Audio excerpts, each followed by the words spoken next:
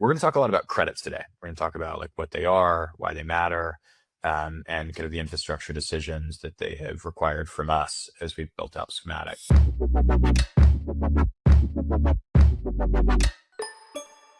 Hey, welcome back to another episode of Monetizing SaaS and AI. I'm joined by Ben Papillon, Schematic's co-founder and CTO, and Gio Hobbins, Schematic's co-founder and CPO. But look, if you're building an AI product right now, like there's a very high chance that you've been thinking about whether or not credits make sense for your business.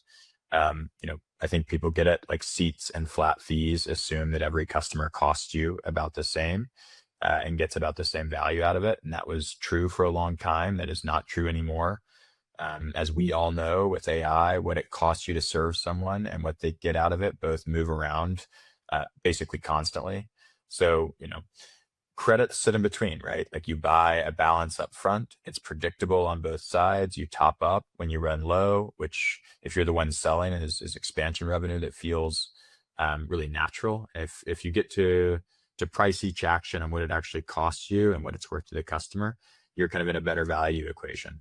So credits make a lot of sense for a lot of companies, but the reality is going to credit-based monetization is a major infrastructure decision. And the thing that you need to be prepared for is that underneath credits, there are really three jobs your billing infrastructure has to do. You have to have a credit ledger. You have to make sure that you have excellent metering, and you have to make sure that you have excellent enforcement. You can build all of that yourself. You can buy a couple of those and build the rest, or you can buy the whole thing off the shelf. So it kind of comes down to what you prefer internally. But I'm going to talk with Ben and Gio today about the decisions that we've made from a technical perspective to support companies who are looking to do credit-based pricing, hybrid pricing across multiple sales motions and across multi-products. So let's get into it. When people come inbound to Schematic, they're usually saying things like, we want to go to credit-based pricing, or we want to, have somebody handle entitlements and metering and credits. When somebody wants to go to credit-based pricing, Gio, this is a question for you. Like, what do they actually need? I think a couple of things are going to be true for credits to make a lot of sense. One is you want to move to usage-based, and you have a customer base that's accustomed to that and even expecting it. And probably alongside that, you have an AI product that has pretty significant internal costs, and you need to control that, especially as we've seen inference costs just go up. And then maybe the third thing here is you are hoping to provide a level of predictability to your customers, and both in like the self-service context and in the sales-led context, where for self-service, they don't want to be surprised by a bill. They also have familiarity with tools like Claude and ChatGPT and et cetera, where they have a lot of control. They're used to the concept of credits. And then on the sales side, you can sell large amounts of credits on an annual basis. You can set up overage plans and top-ups, and it's a powerful way to sell, with these key concepts present of significant internal costs, predictability, and a leverage to expand customers too. So we have gone out and we've built credit-based infrastructure. We support companies who want to price and package their offering with credits alongside other billing models. I think that there are like several big jobs that your underlying billing infrastructure needs to handle well if you are to do credit-based pricing. Number one is the ledger. Number two is metering, like counting what each customer uses. And number three is enforcement, like checking at runtime whether or not they have credits left before they take the action, and then enforcing the commercial policy. Is that too simplified? Would you expand that? Like, how have you built our credit infrastructure, and what are the big jobs that you've built it around? Those seem mostly right. I think the ledger and the metering, there's a lot of overlap there. But it's important to have an immutable ledger so that you can always see everything that happened and there's no kind of changes that aren't auditable. Whereas metering, it's more about, what's the rate of consumption? What was the actual consumption? How does that relate to the balance? The enforcement is where things really get kind of out of hand sometimes, I think. you end up with a lot of situations where if you're fully reliant on your billing system, then you kind of have to build your own enforcement or rely on something that's maybe not going to enforce quickly enough for agentic use cases, or use cases that have a lot of associated costs. Um, so we end up building a lot more at that layer, I think. So for example, it's important to be able to do some amount of your credit burn down closer to the edge so that you can kind of fulfill a dual mandate of having authoritative checks, i.e., if you say someone can do something, they can. If you say someone can't do something, they can't. But also avoiding kind of the latency of like a full product integration with billing in order to do that. There's a lot of different kind of hacks you can do to achieve those. A lot of it comes down to kind of like streaming and getting data closer to your clients. There's also kind of like accounting bits that relate to the ledger. So something we built is the ability to pull tranches of credits towards a client so that that's kind of pulled out of the ledger so it can't be spent by other clients, but you can continue to do kind of no latency consumption against them. Things like that allow you to kind of do credit consumption for agentic products and not kind of break the bank or deal with a lot of abuse. A question I get a lot is like, how should I burn down credits? What have you all learned about kind of the best path, the best practice around credit burn down? Like, is it oldest first, newest first, expiring first? Is it first in, first out? Like, are there best practices here that you're seeing? The most common one is first in, first out. That's what we prioritize in our own product as the main option. There are many other options, but I think for most companies, that's plenty. I think where we also provide more control and where customers or people thinking about credits should be thoughtful is when you have the concept of promotional credits for one, if you want to prioritize those differently, usually people do. That's like the first thing that gets burnt is anything promotional. And then if you have a mix of user level seats or user level credits or seat level credits and company level credits, typically those seat level credits get burnt first and then the company level second.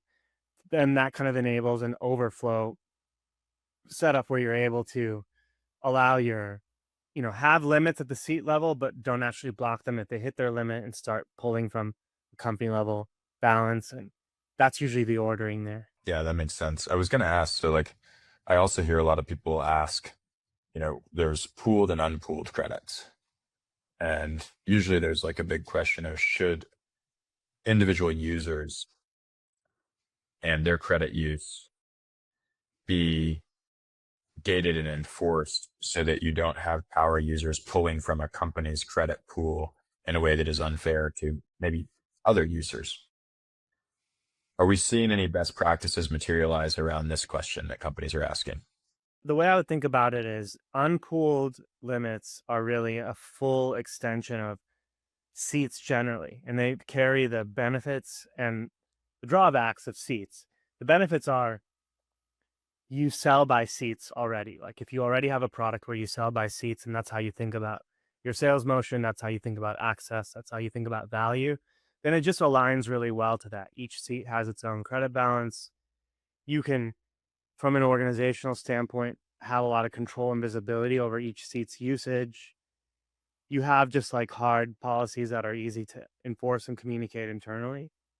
But then the drawbacks are there too. So even before credits, you likely have seats granted to people that barely use their product and seats granted to people who do a lot.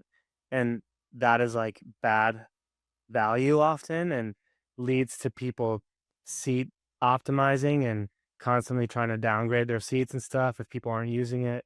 Or if you've used a tool like HubSpot, where if you're inactive enough, it just removes your seat. So those to me are like counter to how things should be. Really, you should allow people to use your product as much as possible, never get in their way. never get in the way of the power users and don't create a awkward value consideration for your non-power users. So my recommendation, or if there is a best practice, is scale credits with seats, meaning each seat grants you more credits, but keep the limits pooled at the company level so that the power user can use as much as they need. The less power user uses only what they need. And then you're topping up that company balance as the power user, as it runs out. The downside there is you'll have one user who hogs the credits, but I guess I don't really see why that's a downside. Like, it seems like that just means you can expand the customer more, and you could kind of hit a middle ground there where you can do some seat level caps to make sure one user isn't like literally abusive with how much they use it. That's what I would recommend. I'm curious to get your take on like the difference between credits resetting and credits expiring. Yeah. So with credits, like this kind of calls back to the ledger story. So credits get into the ledger via some grant of credits, right? And so every grant has to have expiry behavior of some kind. And so that grant will expire at a certain point, or it could be reset manually at a certain point. Let's say like a change of plan or a churn or like a upsell to a different plan where those credits are no longer relevant. You could think of it in terms of a reset, right? Like if you get X amount of credits per period, per month, for example, they're expiring, or you could think of it as usage that's resetting every month and new usage is being granted. You also want to consider rollover policies. So some amount of your credits might roll over optionally into the next month. This also ties into the question around expiries. So do you consume the rollover credits first or after the new credits? Usually you would do it first. Yeah, that's helpful. And maybe Gio, back to you. So like rollover is really interesting because like the way I've always thought about it is it's kind of like a rule that's designed to prevent like anti-hoarding or something, like, or prevent kind of abuse of your credit grant. But it seems like it's an interesting kind of commercial tension that companies have to navigate. And I'm curious, like, what you've learned from our customers and how you've thought about this as well. I think rollovers come up a lot less than you would expect in other worlds. Like back in the day when cell phone providers sold minutes, it was extremely common and like a common way to sell. I think what it addresses is I paid for X credits. I didn't get to use them all this month. Like, I should still be able to use them. And when I've seen it implemented, it's almost always just last period's credits roll into this period's and then expire in this period's time period. If you let it get more complex than that, it becomes a mess accounting wise. I think it addresses like, yeah, I do plan on using all that. Don't take them away from me, even though I paid. In practice, though, I think it's kind of rare. It's a little bit harder to account for. It's a little bit harder to report to the user and, track a more complex balance. So it just depends on the type of product you have, maybe the cost. If you're like a $200 a month plan, you probably don't bother with rollovers. But if you're talking in a sales-led world, it's a large contract.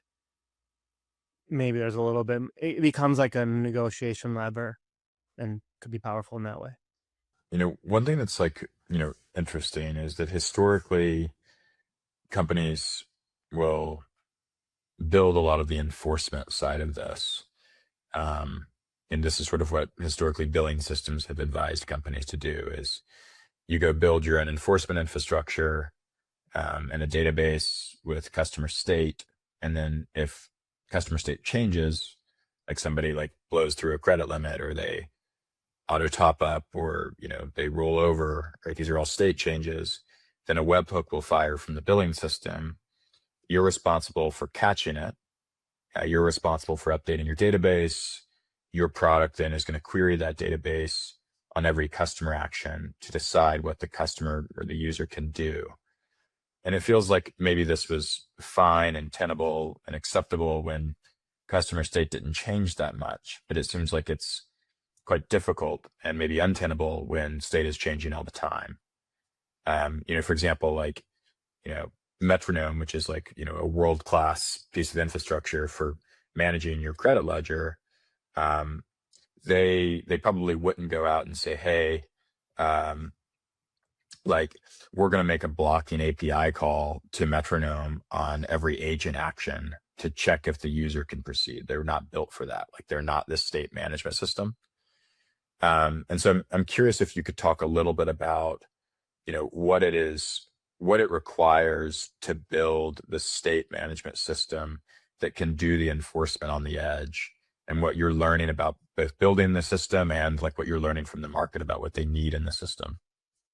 Yeah, it's a really interesting problem space. I usually try to separate out the state management piece into basically two buckets. One is changes a lot in response to user action. So this would be just continuous usage activity, prompting inference, other usage-based interactions with the product. And then the other is like changes infrequently, more like transactional operations, like auto top-ups of a credit grant purchases of your credits, upgrades or downgrades or cancellations of plans, things like that. And for the former, it's kind of like, you don't really want to just do like naive caching, because then you're just like kind of a prisoner of your TTL.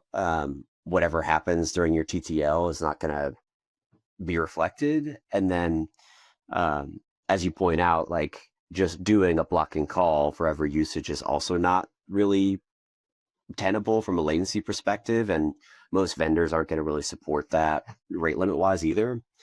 So what do you do then? I feel like you have to kind of move some of that logic onto the client, right? So you're not making calls to a third-party service. You're making it from something that's more like a middle ground between a cache and a third-party service. And so the way we built this is kind of like this leasing concept where you pull credits onto a client, and then you can interact with them on the client atomically using some storage that you own that's in your VPC.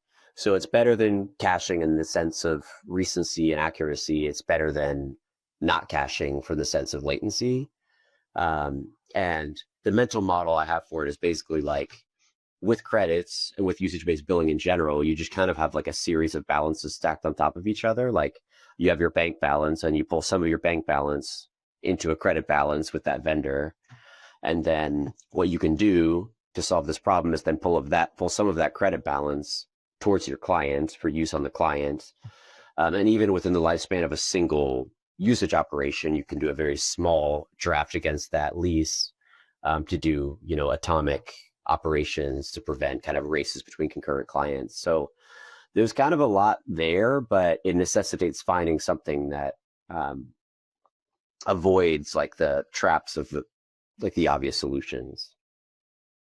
Guys, any last thoughts on credit-based pricing that you'd like to leave listeners with? I think this is a point I've made a little bit before, but when thinking about credits and when thinking about your monetization, there's two psychologies to keep in mind. There's the one where your customers or your prospects rather, are evaluating your product and your product's outputs. And in that mindset, they're very stingy with how they're spending. And you want to be extremely transparent about usage. You want, especially in a free tier, to have hard limits and to be really clear about when you hit a limit. Make it possible to do the minimum thing to keep going, whether that's a small top up or going to like a slightly more, the first paid plan. And that's where it's okay to introduce friction and transparency, because people are still evaluating the value. And they actually value that they're not going to be surprised with the bill, and they value the transparency.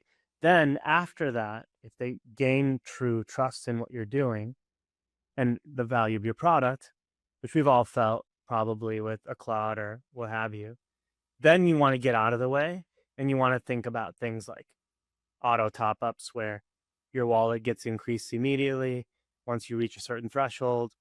And people at that point are less cost sensitive. They just never want to be blocked. And so that's also when you start to think about like, okay, company level overflows or overage models. It just becomes about, we will expand you, but you're going to upfront accept a certain policy. And then you don't have to worry about it unless you go to crazy amounts of usage.